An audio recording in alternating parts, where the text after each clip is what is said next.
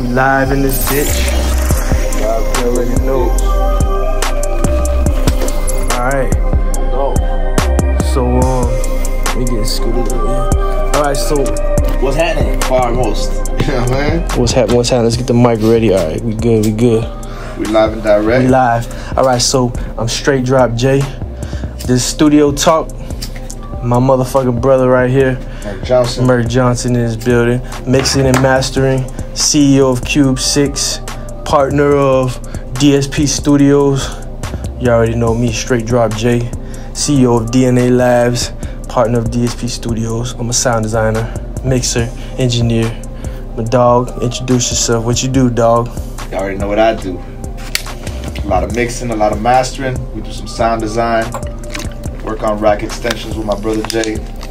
We're gonna try to walk you guys through some basic mixing and mastering tips and show you some shortcuts. Show you how to get this shit done. And shout out to Rose, man, and Burner, Collins Ave, smoking on some Collins Ave today. We working Pro Tools HD. We twerking the D command on the board. We're gonna use a variety of plugins. How we gonna make money in the music game? So I know you're probably watching because you read the title, How to Make Money in the Music Game.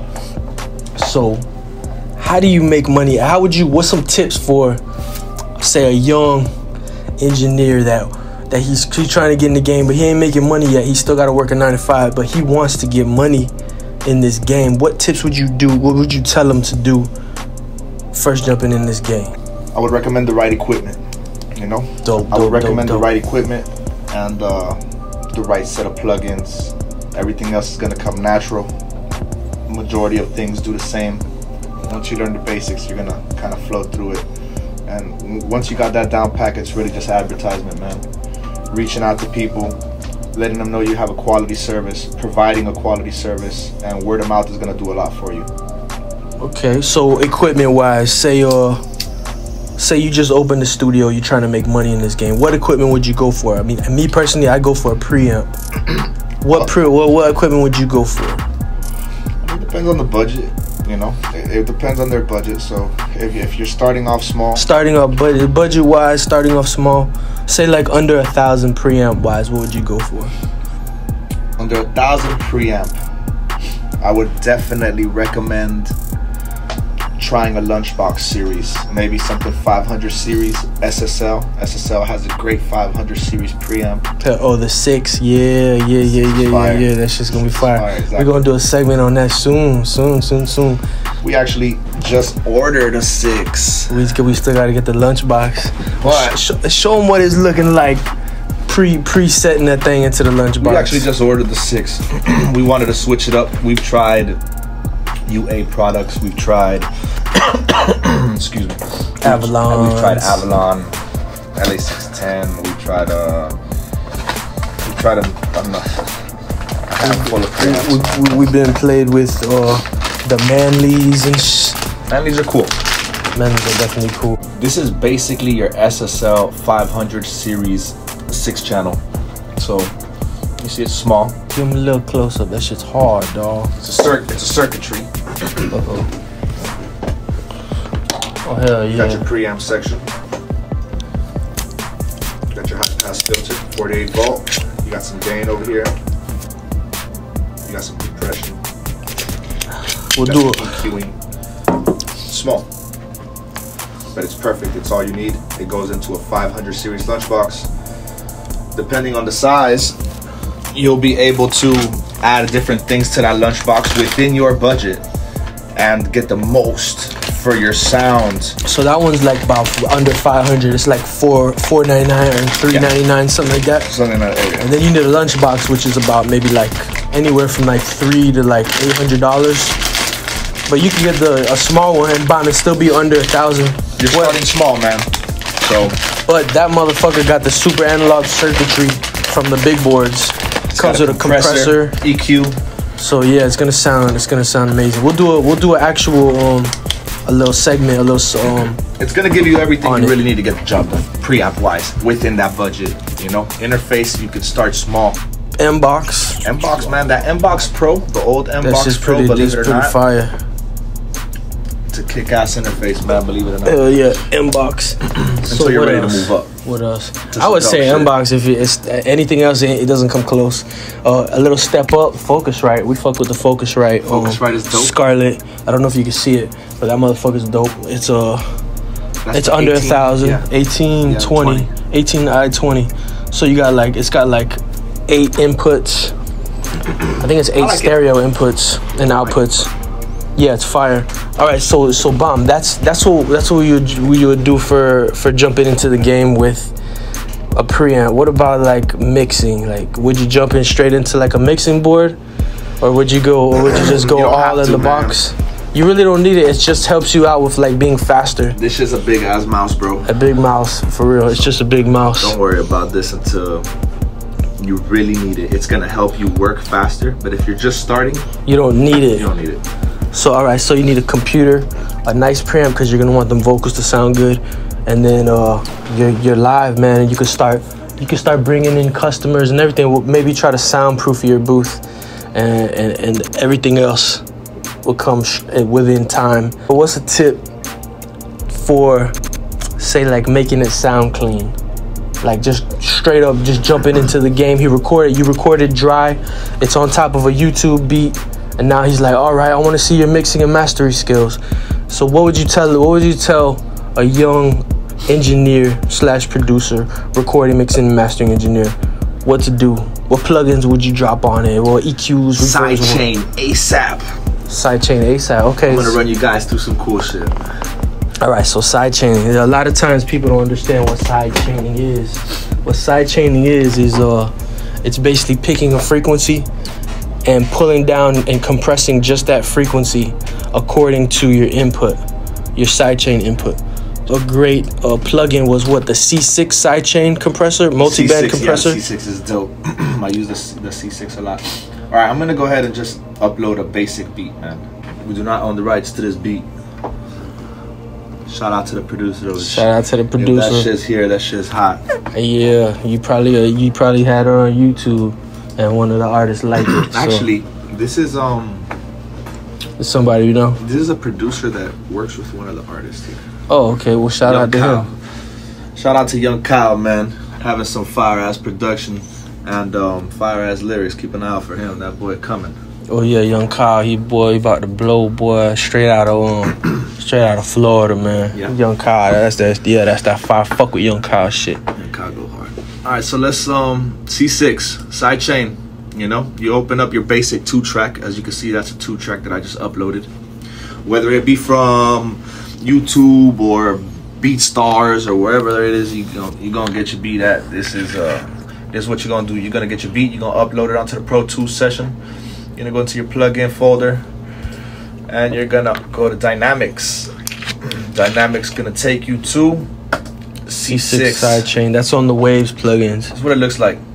Yeah, Waves plugins. So plugins, get your Waves plugins. Screw, break it down to them. All right, so this is multiple. It's a multi-band compressor, sidechain compressor. So each of these bands is a frequency spectrum that you could pick bass or mid bass or mids or highs. Give me an example. And say like usually on a YouTube beat, there's a lot of mids in it, so you're gonna want to pull down the mids. So go ahead and show them how you usually pull down the mids on there. I'm gonna kind of center this down here so you guys can see what I'm doing. And it carves space out for the mix so that the vocals sit in there instead of sitting on top and it sounds cluttered.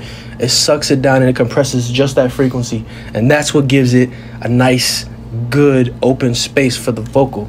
And that's why I love the sidechain, the C6. Now the sidechain option right here where it says internal and external, that's where you could actually send your sidechain input from the vocal.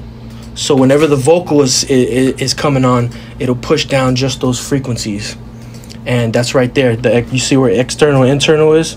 Once you put it on external, you could go to your key input and then pick where your vocal track is right there. So say your vocal track is on, say we're sending it to like bus 1. Bam, you just take your vocal track and route a send to bus 1, and down now you have it sidechained to just that frequency. And that's some advanced shit. That frequency's gonna hit right. Exactly. when those vocals come in. And it's gonna smooth back in when it's not there, so it's seamless, so you can't even hear it. That's some advanced shit, bro. I'm gonna show y'all what this does. Let's play it without.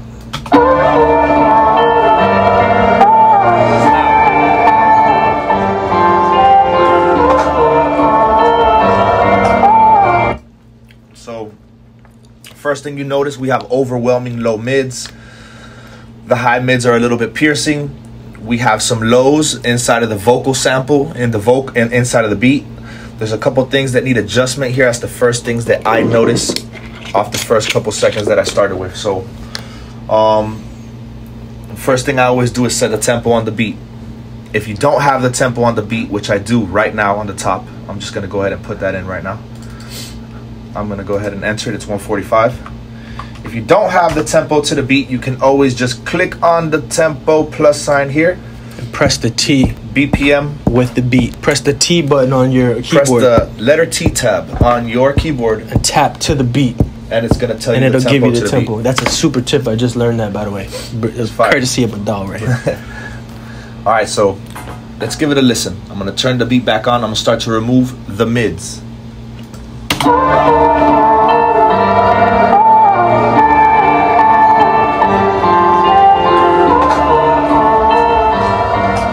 Instant space, instant space. Instant vocal space. I'm gonna split the frequency and take it from split to wide. Instantly clears everything up, man. Listen to this. Big difference, man. A lot of vocal space. You can solo them out, and you can actually see how much you're taking out.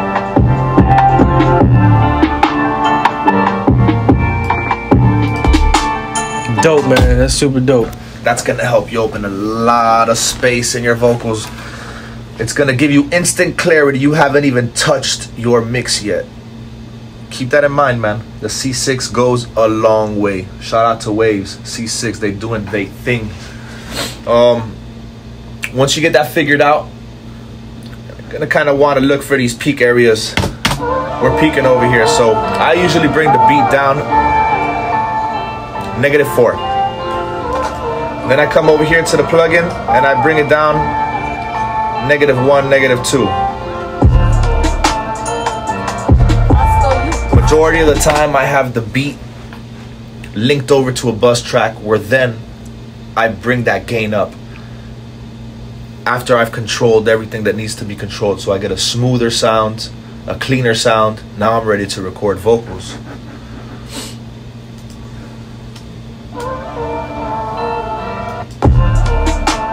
Nice carved out space for the vocals. Bypass. Opened up. Now I'm able to turn it up and get a much cleaner sound than where I was before. It's overwhelming. It's clean.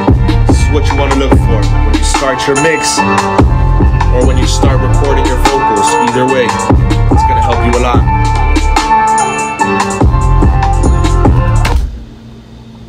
Yeah, there you go. So I think that's how they should do that. I think we should. All right, so now we know how to open up the beat, give it space for the vocal. Let's drop. Can we drop in some a vocal and you show them how to equalize it to sound crispy?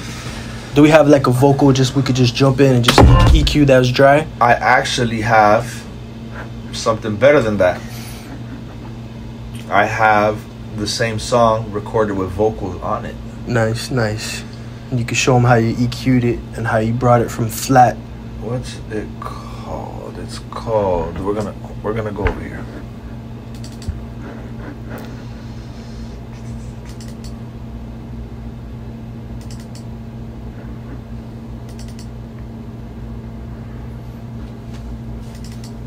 These tips will make you money. Pay attention. Now we're not driving Ferraris and shit, but we both in foreigns and we don't have no fucking 9.5 or nothing. So we're not like balling crazy, but we doing well. We eating off the craft, and that's the goal. The goal is not to become a Bill Gates or nothing. The goal is to live off your craft and be happy. Like, the money comes with it if you love it. Now, if you jump in it just for money, you got a problem. Like, you're a businessman and not a musician or artist. Us, we're musicians at heart, so that's why we love this shit. Like, I could just barely get by and pay my bills and be happy. But money comes with it in time. All right, I'm gonna give you guys an example of what this song sounds like with a decent premix.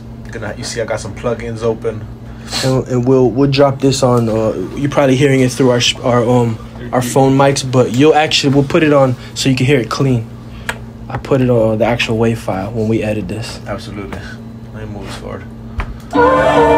Hey, young nigga, let her hustle by my business. I'm a fucking businessman. I was broke as fuck with 50 cent. Remember, quick to get at any man. Truly.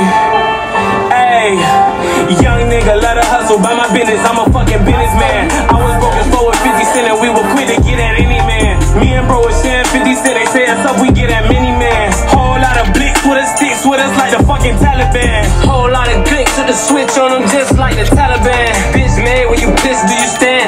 You was not a man. Start following you on Instagram. I'm lit, nigga, I ain't need a scam. I'm a dread dead, I'm a telegram. Yo, bitch bad, I'm a dick her down.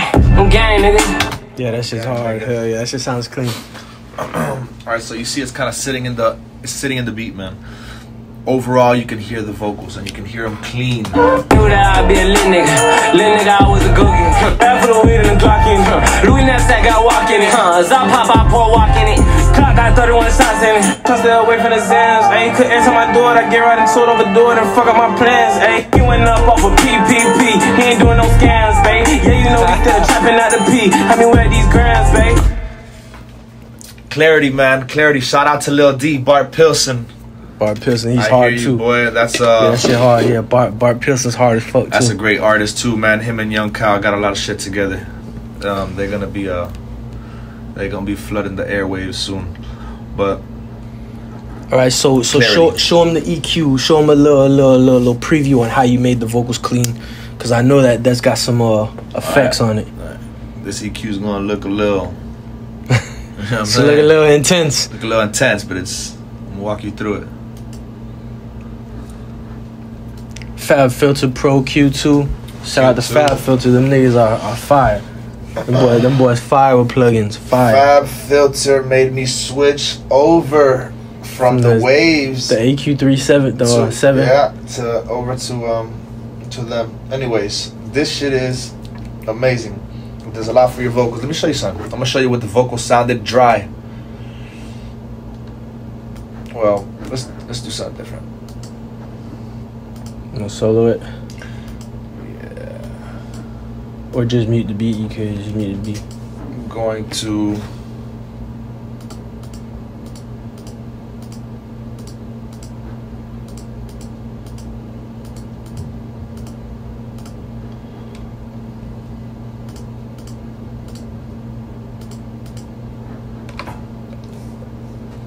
This is what it sounds like with no plugins. He went up off of PPP. He ain't doing no scams, babe. Yeah, you know we still trapping out the P. I mean, where these grams? Drastic. That was rough. He went up off of PP. Alright, so the first thing I usually do is put a de-esser. Why? Fab Filter again, Pro DS. They do their thing. I put a de-esser first because I want to contain and control any frequencies that might be coming in off.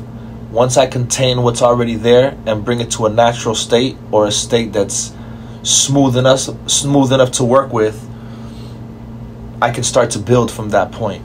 So, and again, everybody does it different. This is my formula. I'm giving you the game. I work with multiple artists. It seems to work for them, so it should work for you. De-esser first. We're gonna contain and adjust frequencies, vocals that might be throwing in the letters P, T, S too loud. We're gonna contain those with the de-esser. He went up off of PPP. He ain't doing no scams, babe. Yeah, you know we still trapping out the P. I mean, where these grams, babe? I'm trying to stay away from the gram, ayy. I'm trying to stay away from the Zans, ayy. Couldn't enter my door, I get right into it, overdo it and fuck up my plans, ayy. Instantly we start to contain that. Now I'm ready to put some EQ in the game. Listen to what happens when I activate this EQ. He went up off of PPP. He ain't doing no scams, babe. even though we still trapping at the peak. I mean, where these grams, babe? I'm trying to stay away from the ground, ayy. I'm trying to stay away from the sounds, ayy. Every time I do it, I get. Vocals get down real low because we're doing subtractive EQing, and in most instances or most situations when you're recording, you kind of want to just like rock out with the subtractive EQing, man. So instead of boosting highs, you're taking away the mids and lows. Yeah, like that's another tip. The more that you boost in your mix, like, oh, we need more highs. Bring the highs up. It needs more lows. Bring the lows up. Let's add some mid presence. Bring the mids up. You know, like you're adding and you're adding, and you're gonna run out of headroom. That's something we're gonna get into later. Subtractive EQing provides the same outcome with more headroom at the end. So, for example, you heard like the mids were overwhelming. The lows were overwhelming. If you understand your frequencies more or less, you're looking at this EQ and you're understanding what I did. I did a bunch of subtractive EQing, and the more subtractive EQing I would do, excuse me. Oh, shit. So the more subtractive EQing he does, the more headroom he saves, and it takes out the lows, and it allows the highs to breathe.